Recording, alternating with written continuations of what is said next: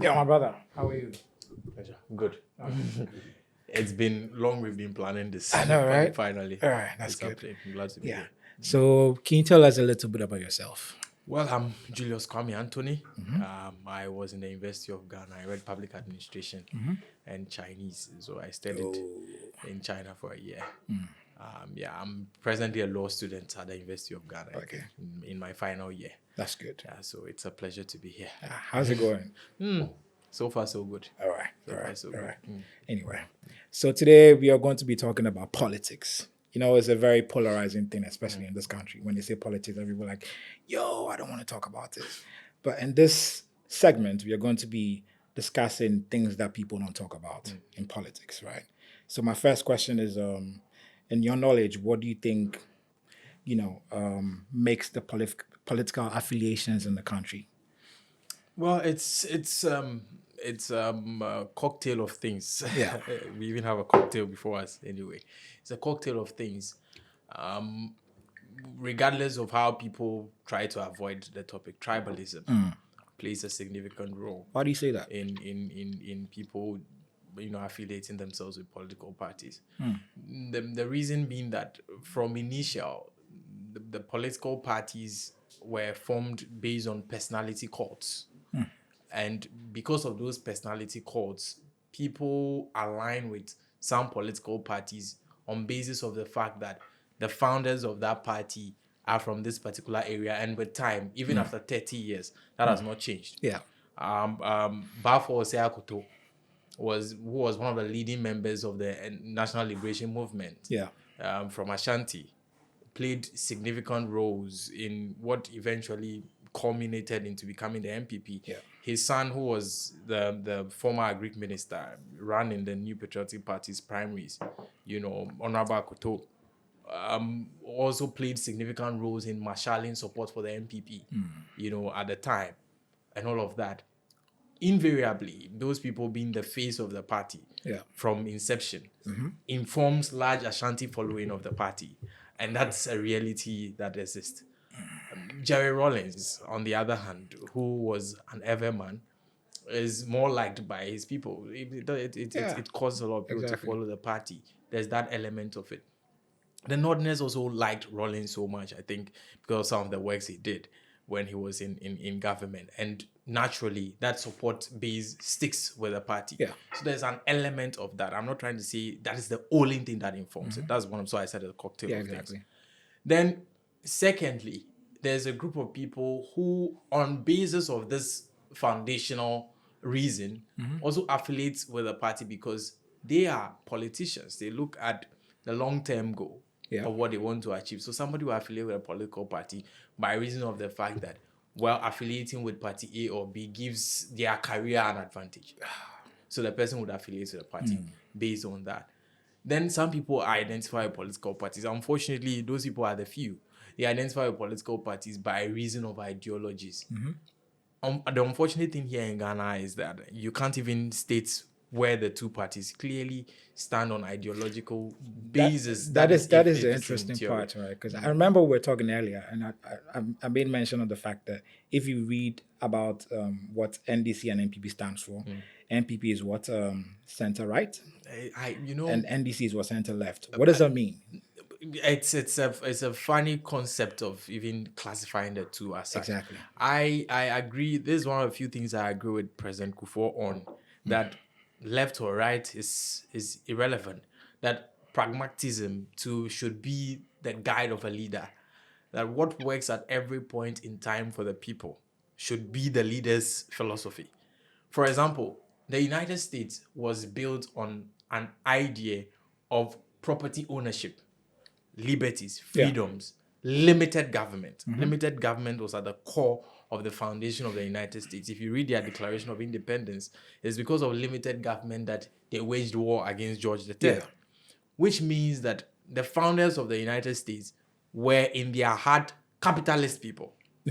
But there was a time in the history of the United States, I mean, the Great New Deal, or whatever they call it, is a socialist idea. Government spending directly so much in getting a socialist idea. It is because at that point in time, what was very necessary for the people is extensive government encroachment. So I think pragmatism should be the guide of every leader, not predefined concepts or philosophies, which in themselves are just words or at best written down. They are ink and paper. I don't think that should be the case. But these two political parties, in any case, I don't think that they even operate that way. The MPP cannot necessarily be seen as a capitalist government. Capitalist governments are less on taxation. Yeah, They are exactly. less on regulations and all of those things. We are in a period where the highest number of taxes in the history of this country are being levied on us by the New Patriotic Party. I don't see how capitalist that is. When you want to import things through our ports today, people are not even certain what the rates are because they change on a daily basis. That is not, what a capitalist party would do. Capitalist parties would encourage transactions by removing regulations that would actually stifle them. But under New Patriotic Party, we have e-levy, which forces me, for example, to keep cash in my pocket than want to keep my monies electronically and all of those things. You don't see capitalist governments doing that. In fact, even communist governments, as we call them, I said earlier that I lived in China for a year. They don't tax transactions. In China, transactions are free. When you pay digitally, they are free. But we have a so-called, center-right government doing that in Ghana. So I don't think that the parties necessarily live by strict ideologies. I don't think so. But don't you think it's also a good idea to have an identity as a party? Because if you say we have to, base our let's call policies and everything based on pragmatism in that sense, it's very fickle because it changes as time, and you end up being a populist. Don't you think it's also dangerous? I don't think that you necessarily end up being a populist. It is one thing to be populist. It's another to be a pragmatist. Pragmatism at its core looks at solving a problem, having clear objectives to satisfy. Populism, on the other hand, is crowd pleasing. Well, it can be both, huh? I don't think so. It can be. No, I don't think so. If a populist agenda is more often than not a mirage. It does not last. It serves a purpose now just for political gains. But a pragmatist agenda, on the other hand, serves long-term purposes. I am into politics a bit. I don't want to render our conversations a bit. Here. You realize the case where a country has so many problems. What's the decider in that sense? It's a question of priority. For example, it's a question of priority. For example, would I spare my people electronic levy transaction? This thing, where you are. Yes, it is. Would I spare my people that and disband an idea of a cathedral? Yeah. Which so far, without calculating the cost of the land, because they are prime lands, right? Exactly, yeah. Without calculating the cost of the existing buildings and the services they render, without calculating that, without calculating the judgment debts I would pay to people whose properties have been destroyed, and all of that has already sunk $54 million, and Olin has a pit over there. Would I spare my people that so that I don't engage in such a profligate, meaningless expenditure? It's a matter of priority. So in the midst of a crisis, but let me catch you here. Right? If you say it's a matter of priority, but regardless of whichever aisle of the political sphere you're in, it still counts. Like priority counts at the end of the day. I say this because of the question you asked earlier about the differences between populism and pragmatism. Populism is the idea that, well, the country is majority Christian, and so if I could quickly put up a cathedral and name it a national cathedral, put the what do you call it, the leaders of the church, of the clergy on the board and show it to the people, then hooray, the people would be happy with me. Exactly. When if you study the long-term, benefits of such a thing, you can't link it to anything that works for the people. Yeah. You can't link it to that, except Yeah. for the fact that you think you can play on their minds, that they would be happy for a moment that you are doing something for a particular set. That is populism.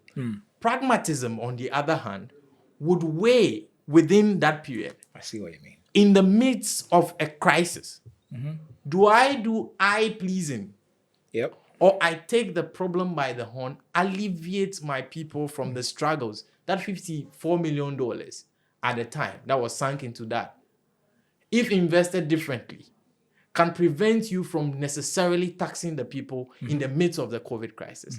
That is pragmatism. So there's a clear difference between the two over here. If you take that example, pragmatism would also do this. We've had a culture of boarding schools over the years, right? Yeah. We are all used to it. Exactly. Few schools are day schools in Ghana. If I should go back in time as a JHS kid and I have the opportunity to go to Presec, I would still fight to go there and be a boarding student. Yeah. Instead of, if I was living in Keta, be a day student and go to Keta Secondary School. I'm still proud of my Jolali background. Yeah. But then, if I had the choice of being a boarding student in Presec, it is called a cultural mindset. Everybody wants to be in the boarding house in a school built by colonialists who, with time, that school has gained name. Instead of us also creating our own institutions with time, we refuse to. What's your point here in this? I'm getting to the point. Right. Now, a pragmatist who wants to actually ensure that between people having access, to education, access, right? Yeah. And just merely promising them an idea, would want to do this, would want to make day schools more attractive, such that if you do that and it is attractive, the schools are closer to the people. You improve the qualities of the schools that are closer to them. Then someone can just pick up his bag from his house, irregardless of what the name of the school is. The person will get the same outcome. Pragmatism would give you that. But populism would make you tell the people that go wherever and I'll pay for everybody, and then you start facing problems with it. So pragmatism and populism have two sharp distinctions. What pleases the crowd at a moment and what pleases them in the long term. The question is that in 10 years, if you are successful with creating access to education without people having to go long distances and they get the same quality wherever they are, would the people be happy in that 10 years time? Yes, they would. But if you go the populist way, they'll be happy temporarily and identify the challenges that come with it in the 10 years time. So populism and pragmatism have two different things, and every scenario I painted so far, I think, will reveal that to you. So let me ask you this simple question, right? Sure. Based on your explanation, what do you think analyze in these two explanations you give in terms of our political system? As we speak today, it's populism. It's populism. As we speak today, it is. And it's not beneficial, right? No, it is not, because politicians, what we have now is a situation where politics is causing us to tell people what they want to hear. Yes. Even if we know, because the concept of leadership is to, in the long term, bring people to a realization that where you're steering them to is the right direction. Exactly. There is no leadership without dissent and discontent at any point in time within your ranks. Of course. But what brings trust in that leadership is if with time and on more occasions than not, you prove to those dissenters that you were right about where you are guiding them to. You don't just bend to, whimsical ideas simply because they would please the crowd now. And we've been doing that for 30 years now, right? Almost. Yeah. And in our 30 years of, let's say, which republic is this? Fourth Republic, exactly. Looking at the policies, right? In your opinion, how has it moved the country forward or backwards or wherever it is? Are we stagnant or are we moving forward? Well, and let's say, regardless of the party, NDC and PP, right? We know that those are the majority parties people vote for at the end of the day. Yeah. Looking at the policies they've brought up or they've implemented, how has it affected the country, either good or bad? Well, I wouldn't say we are necessarily not making any progress. Yeah. There are some areas that we've made some progress. That I do agree. Unfortunately, it's not at the pace that it would have been. My reason is because Ghana is not a country that is not self-aware. I think we are self-aware enough. As of Now, independence, hold on. Explain the self-awareness, because in my opinion, I would disagree on the self-awareness. Ghanaians know for a fact that they are not where the rest of the world is. That if you should compare Ghana to Europe, to Asia, we are far behind when you far look at behind. most of the institutions. Yeah. So we know that we are not where other people are supposed Even to if you look on this, let's say West Africa per se, right? it- Look at the it- development in West Africa, Cote we are, d'Ivoire. we are far behind. Exactly. As of today, even the things that unite us, we are talking about the things that mostly divide us as a people, politics. But even the things that unite us, like sports and all of that. Oh God. As of today, Ghana is far behind everyone else in the world. It's very sad. You must be at your lowest as a country to have a situation where you cannot host your own games when you are playing a home match. It's a home match, but you are playing it on foreign soil. I thought they resolved it recently, you right? must. I don't They know did. that. I saw I think the news came out that we are playing Sudan. Okay. And the Accra Accra Sports, I think on 11th or something. So But why do we have that situation in the first? it had to go bad before they. I don't know whether they had to wake up or something. Whatever it is, it's a clear signal. It is. If It's very Ghana- sad. And It's I very sad. I It's saw very something sad. that, with no disrespect to No. our Togolese counterparts, but if Ghana was serious and had stayed on the trajectory that Nkrumah has placed us, the Togolese would have willingly offered themselves to be annexed by Ghana. But today, we have a situation... That's a very controversial statement. No, it is not. It is very controversial. Everybody wants to flee to where greener pastures are. Of course. If you have Mexicans, going over the borders of America to seek greener pasture, I do believe that if Ghana had stayed on that trajectory of growth that Nkrumah had set us, the Togolese would have willingly offered themselves to be annexed by Ghana. After all, we are all Africans. But you keep on mentioning Nkrumah a lot, right? I know Nkrumah is like, the godfather of Ghana. Let me put it that way. But he wasn't all that good, right? I don't think so. Every single thing shows that Nkrumah is far apart from any other person. You're talking comparison to the rest. Yeah, that one I do agree. But yes, but and the question is like, are we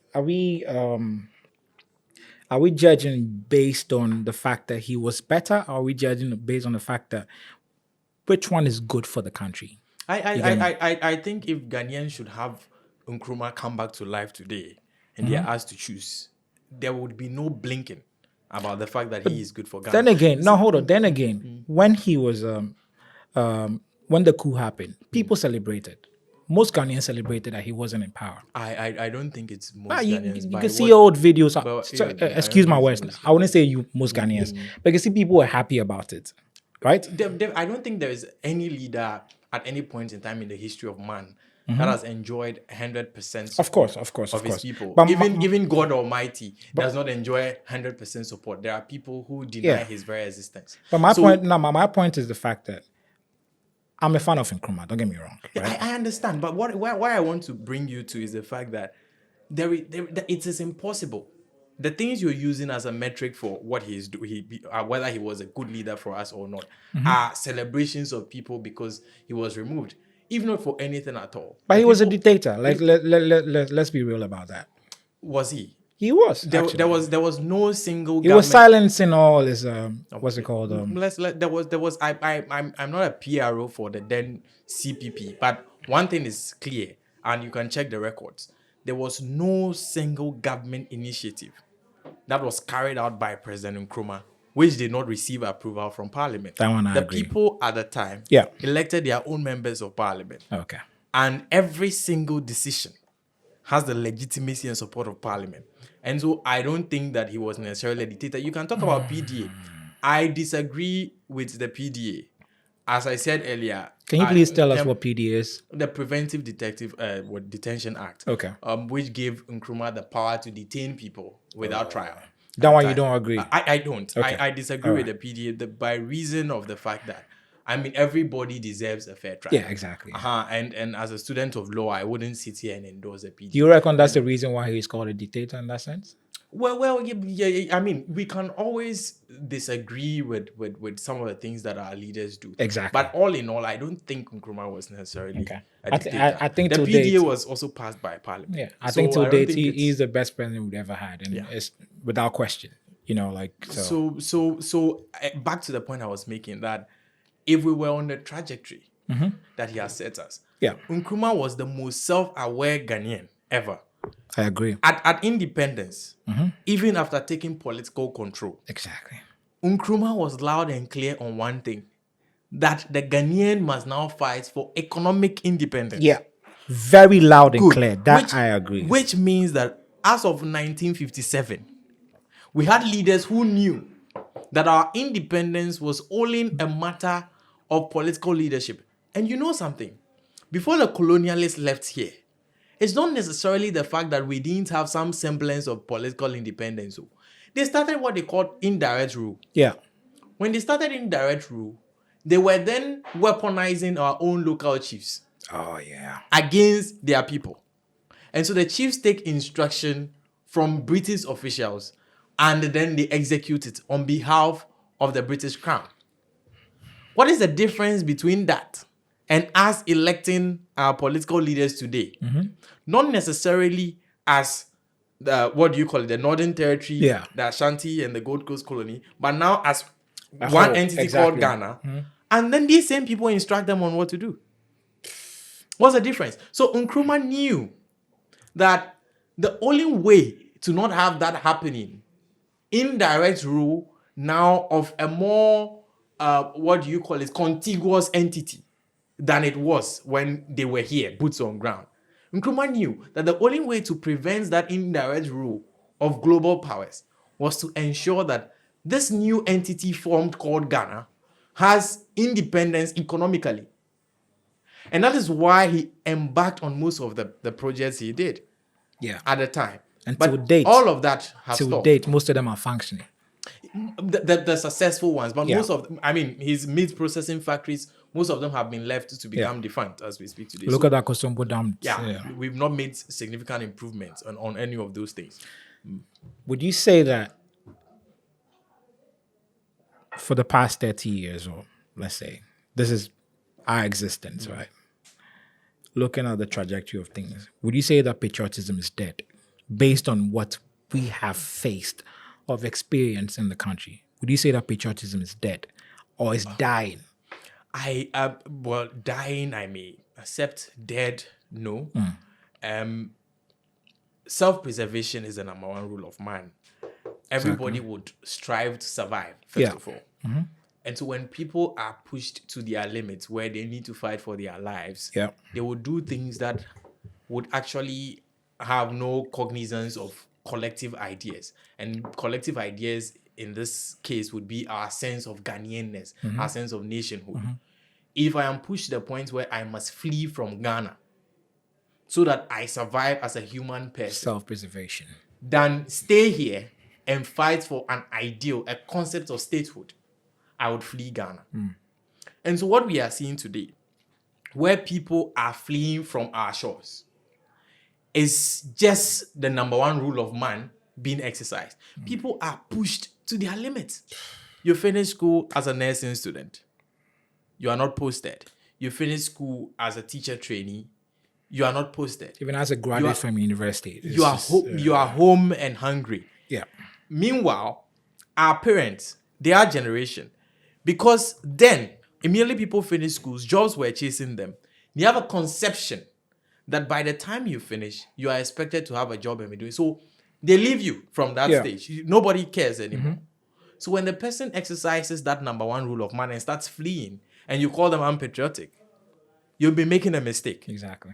And so it's not necessarily people being unpatriotic. Patriotism may be dying. If more people are forced to the brink of fighting for individual survival, yes, patriotism will start dying. So yes, dying I can accept, dead I cannot. Okay. Today, we speak at a time where Ama Governor, Oliver Barker-Vormawor, and a number of young people Yeah.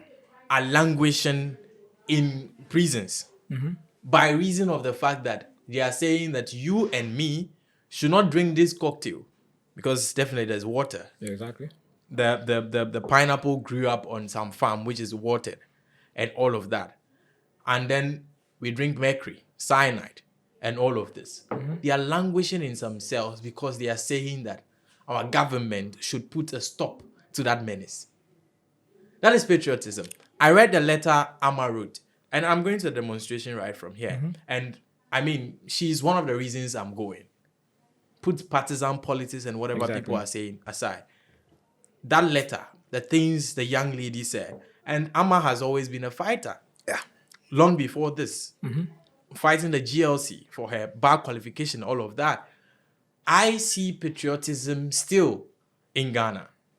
I see Kali J and all the young people on Twitter who do not only limit their advocacy to tests Yep. and hashtags, but go on the street days after hearing that their counterparts were arrested by the Ghana Police Service and justly denied bail by a minister of justice who, in my view, with all the circumstances, we could at least temporarily change that office to Ministry of Injustice until he leaves, have been kept there, where a principal state attorney, you have officers of the Ministry of the Attorney General justifying, these denials of bail and all of them to them. And if you think of what they are fighting for and why they are being punished, it doesn't make any sense. Seeing all these people, I don't think I can say patriotism is dead. It is not. It may be dying, but it is not dead yet. I think there's a tree saying that translates that it has only bent. It has not broken yet. The question here is, right, what's the alternative, right? In my opinion, I don't think both parties, the popular parties, NDC and PP, have Ghana at heart. We look at the situation, right? NDC, 8 years ago, we were complaining that NDC wasn't good. And NPP came thinking that they were going to do something good. And the trend got worse. And we are almost in the case where NDC might win and the NPP might win. But at the end of the day, I don't see any solution that will help us. Especially we young people coming up, right? I don't see how these two parties put Ghana first. They put themselves first.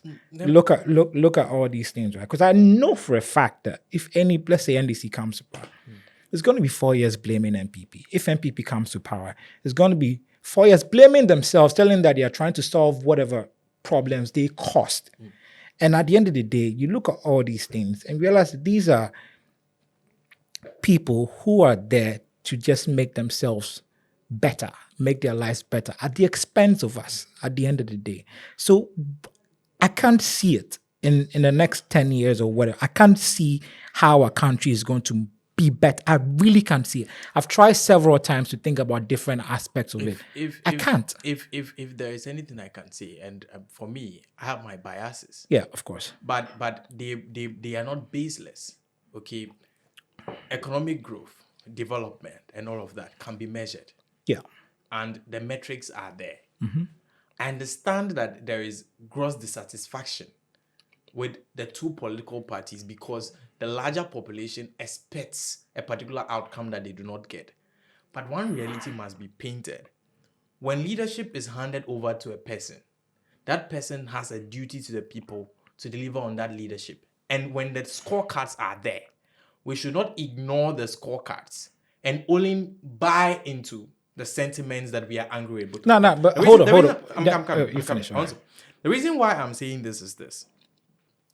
When you increase your debt levels, okay, from a 54% to your GDP to 104% and over, then it is expected that those loans, okay, that debt would have a corresponding outcome on development.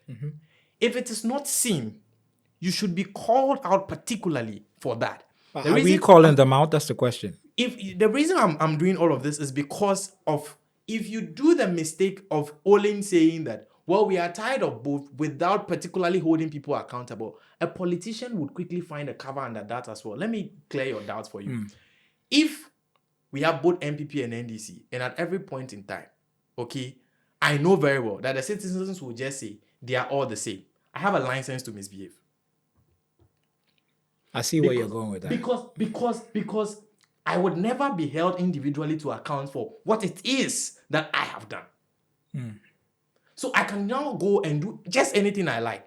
They will just say we are all the same. Yeah. Say, and yeah, no. No. So please, when these conversations come up, let's hold people particularly to account for their stewardship. If you increase debt levels from a 54% when you took over power in 2016 to over 100%, then there must be corresponding growth. Your manufacturing should not be declining. Your industrial growth should not be declining. Your agricultural growth should not be declining. The debt shouldn't be going up. Good. You must be able to show that. When in 2016, I mean, water coverage in this country was at, before 2012 actually, water coverage in this country was a little below 56%. When it is increased to 76% and you took over power, at that rate, you should increase it to 100% coverage. Yeah. If you fail to do that, and now because of the turbidity level of the water, then the water company is saying that they are unable to produce at their full capacity, they are producing at a quarter of their capacity. You have retrogressed. You did not even maintain it at where it is. Yeah. That must be particularly called out if we are going to have accountability. That is the point I am driving at. So there are collective failures. Don't get me wrong. That I agree. I agree with accountability. There are collective failures on the two sides. I have a lot of issues, even with my biases, on the two sides. Okay, how we finance political campaigns. Political campaign financing is as important as the fight against corruption. We should know it. If we don't know who gave money Exactly. to somebody to become president, It's not public, is it? then then we don't know who is pulling his strings. That is a problem on the two sides that must be addressed, because no matter how, galamseyers could be the ones who are giving, financing to the political, and that would be a problem. And so we must take those problems and talk about internal political party elections. How are they organized? It's free for the deeper pocket. Anytime there are internal political party elections in Ghana, on these issues, the one with the most money wins. Exactly. And so these issues, I can agree that we should resolve them so long as the two political parties are concerned. The two political parties, their internal organization, is it as democratic as the 1992 Constitution tells us that it must be? It is like the Chinese Communist Party's prefecture system. That is how they have organized it. The two sides. Those issues, I can agree with you that if we don't address them, we can't make progress. But when it comes to delivering on services, on the promises we make to the people of Ghana, the person in charge must at all times answer for their stewardship. There must be individual accountability on that level. Unless we are willing to do that, I have had a brush with politics. I am kind of involved. Yeah. I can assure you that new chant would be an easy cover for a politician. Because what do I need to do if I'm incumbent?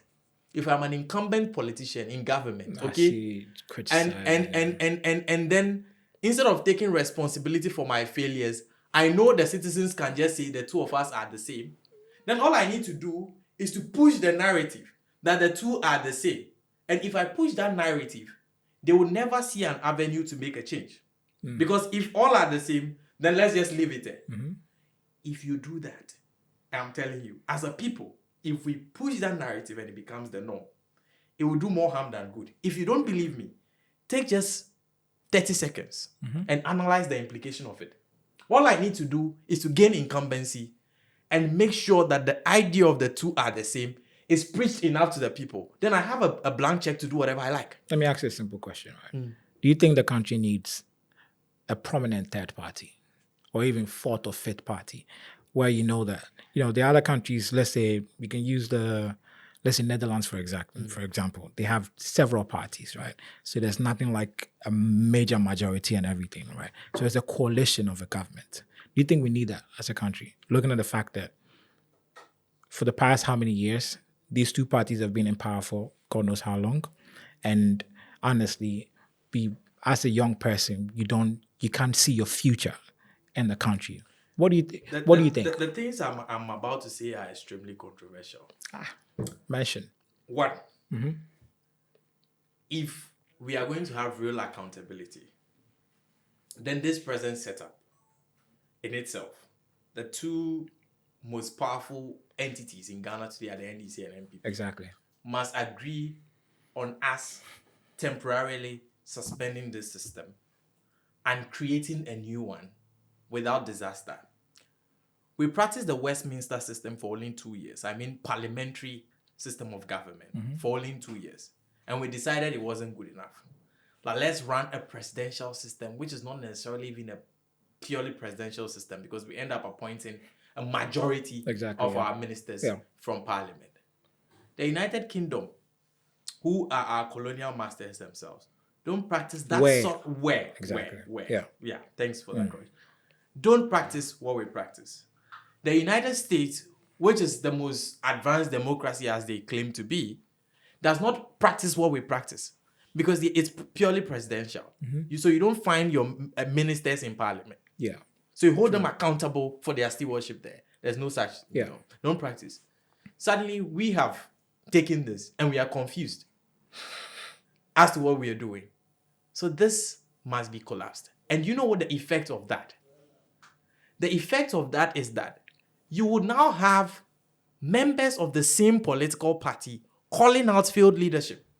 The reason is because in the Westminster system, all members of parliament are equal. One of them is just a primus inter pares, first among equals, the prime minister. Yeah. And all the members are as qualified to be prime ministers on any day as the other. All they need to do is to say, we no longer like their leadership, be out. Do you honestly think if we were practicing the Westminster system and Galamsey is ravaging Ghana as it is ravaging it today, okay, and President Kufuor is merely a leader of party and a member of parliament, and not a king in all forms but in name? That's what he is. If he can keep people detained anytime at all he likes, then he's a monarch in all forms but in name. Do you think that even the MPP itself would keep him in power? They'll oust him. I mean, if you're going with that system, of course they will. Yes, they will oust him. They'll oust him because the conversation now is a fear of seats and losing them. Yeah. It is the number of seats you control that determine whether you would form the government. Exactly. And if you don't control enough seats, you have no choice than to actually form a coalition. How many prime ministers have they what's it called? In the past how many years? I think one stayed even less than a month. Exactly. Liz Truss. Yeah. It's about. So why are we not doing that? Now to the controversy. Foreign powers, no matter how you look at it, had a stake in our transition into the Fourth Republic. Of course. They had a stake in it, in our transition over global pressures. Influence our transition into the Fourth Republic. They had recommendations to make. It's a fact. Why did they not recommend the Westminster system? Why is it never promoted in our part of the world? It's never promoted in our part of the world because it gives the people, the real people, the population itself, too much control than just a few political elite. This is your opinion, right? I'm telling you, okay. It's not merely my opinion. If you subject it to the slightest bit of analysis, you would also come to the same conclusion. What analysis is that? I just did. What happens in the UK, for example? The members of the party themselves, for fear of not doing what the people want and the consequences of it in the next poll, cause leaderships to exit. We have a situation where in Ghana, the stability does not serve us. But let me counter a bit, right? But if you say it's more or less the power to the people. I don't think it's power to the people in that sense. It's power to a few people in parliament who are afraid of losing their seat. And who would cause that is the people. Which people? The people in parliament. No, the people who elect them. Oh. Because to control the government, the executive arm, you must have enough seats. So if you are afraid you are going to lose the seats, So you're afraid you're going to lose. so whoever leads you at every point in time, you will kick the person out yourself. But with this one, with the Republican presidential system, even the members of parliament don't fear their own constituents. They fear the president. Of course. Because the president can now determine whether they would have enough resources moved to their area so that they get re-election or not. But in the Westminster system, the prime minister fears the backbenchers of his own party. In Ghana, the moment somebody becomes president of the republic, the person is untouchable by members of their own party. In the Westminster system, you are not. Yeah. The backbenchers will plot a coup. So you see what I'm saying? But the reason why we are maintaining this system, it does not serve us. It serves different people, not even Ghanaians. And you reckon the Westminster system will serve us? It will serve us more, not necessarily. I'm not saying that it would bring perfection, but it would deliver more on the things that are lacking. Okay. In our present dispensation. Which is exactly? Which is, if you are prime minister and there is development drought in a particular part of the country, you know that you need to ensure that that development drought ends if you are going to maintain stability. You can't say that I would only go and serve certain areas called my strongholds, and that would be enough. Here the MPP, the chief of staff, make comments like, if we could get 2 million votes in Ashanti, the rest of the country can keep counting the votes and we'll be jubilating our victory. You can't do that in the Westminster system. When did he say that? Oh, she said that on a public platform. You can verify it. Okay. She said that. The chief of staff said that. Okay. You can't do that in the Westminster system because you need every part of the country. Or at least enough of it. In Ghana today, somebody can control the executive without necessarily controlling the legislature. Okay. So I really think that we need to rethink what we do. The alternative is we may want to consider a purely presidential system. A purely presidential system, such that if somebody is in parliament, regardless of which party he belongs to, the person can stand the president of his own party in the face and tell him that, dude, you fucking up. True. But it can't happen in Ghana. Do you know why? Because the person, when he enters parliament, it's not enough for him. He is eyeing a ministerial appointment. He is eyeing board membership. Would you blame him? He's eyeing... It's because you've allowed it in the first place. Exactly. If that avenue did not exist, the person would not be dreaming it. And so if a person's only job is being a legislator, he goes to parliament, that is his job. His job is to lobby for development in his area. If the president is fucking that up, for fear of his own seats, regardless of whether his own party person is present or not, he will say it. In the US, there are senators like Cheney who look Trump in the face and they call him out. But then again, let's not go to American politics. American politics is as complicated as they come. Exactly. Yes, there are complexities exactly. With it. Yeah. But the reason is because there are different dynamics that affect different states and their representatives, different districts and their representatives and all of that. And those dynamics inform the stance that person will take as a legislator. Exactly. Not necessarily because the person is looking up to the president, yes, Amasa. Why did we create the yes, Amasa here? And I'm telling you again that it does not serve our population. It serves global interest. Because once they take control of owning the figurehead, who has absolute control over everyone else, such interests are served to our expense. Let me ask you, for time's sake, let me ask you this last question. What do you think the solution is for a country like Ghana? Politically wise. Politically, I think I've proffered but that's a number of them. In terms of let's say that will benefit the youth, because at the end of the day we are both young people. What do you think the solution is to benefit us? That will make us stay in the country, number one, and be hopeful about our future. Because here lies the case where, fresh graduates or people who've been home for God knows how long don't see it, don't see where their life is going. We have people who are old as 28, 30, still living at home. They can't even, get a place to hire, stay there, start a family now. What do you think the solution is? I think I would put it in multiple phases. Yeah, but in 5 minutes. Yeah, sure. All right. Sure, multiple phases. The first one, I said earlier that survival is the number one rule. Exactly. Fight for your own individual survival first. As a young people. Yeah. Get something doing no matter what.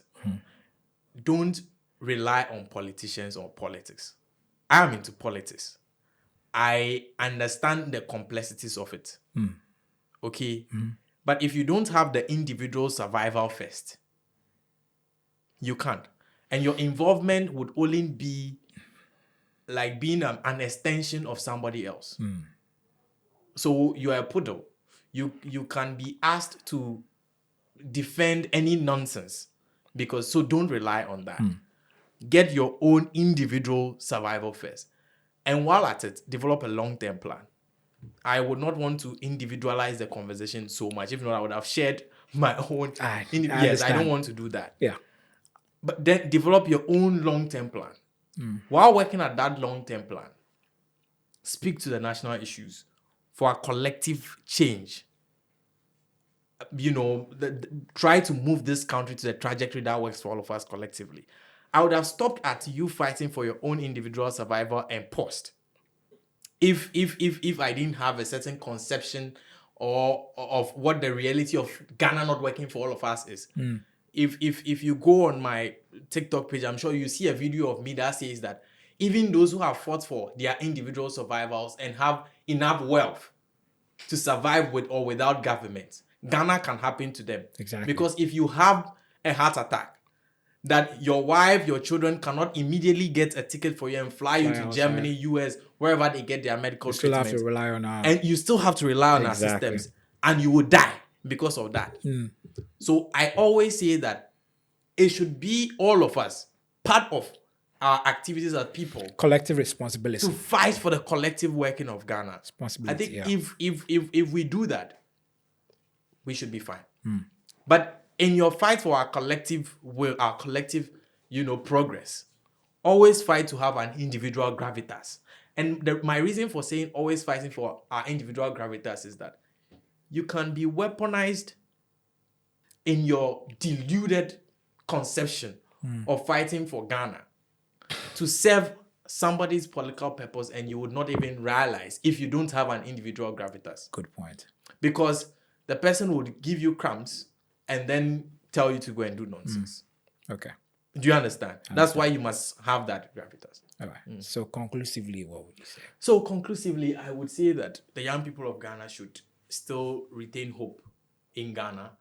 Ghana can work if only we put our minds to it. And as I said earlier, we have only bent. We have not broken yet. There is still some hope. If there is Ama Governor who would risk everything, I think Julius Anthony should also be willing. Shout out to them, by the way. Yeah, shout out to them. They are doing fantastic. Yeah. Julius Anthony should also be willing to risk everything for the collective working of Ghana. And if we have that mindset, I think we can move forward. For our generation, we must identify that these people have failed us. When we have that make that identification, we must also identify that Ghana was on a certain path. Yeah.